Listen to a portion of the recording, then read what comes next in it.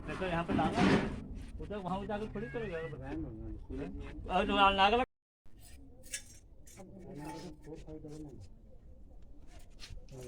मेरा number production लोग यहाँ पे काम करते हैं, फुल डे पेमेंट लेते हैं।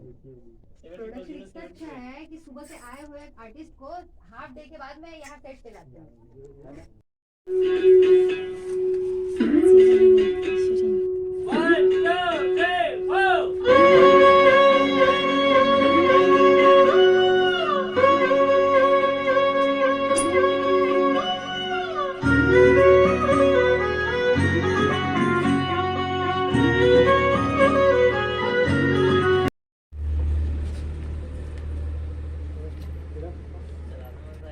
मेरा किसको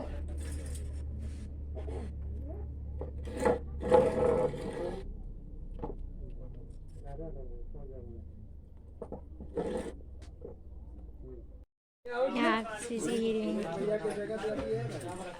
ये बाद जो मोबाइल यूज होगा उसका है, कोई दिक्कत नहीं, लेकिन मेरा चार्जिंग खत्म हो जाएगा, मैं कहाँ दूँ? रील कैसे बनाऊंगा? कैसे रील बनाऊंगी मैं? वही मूड है तो एक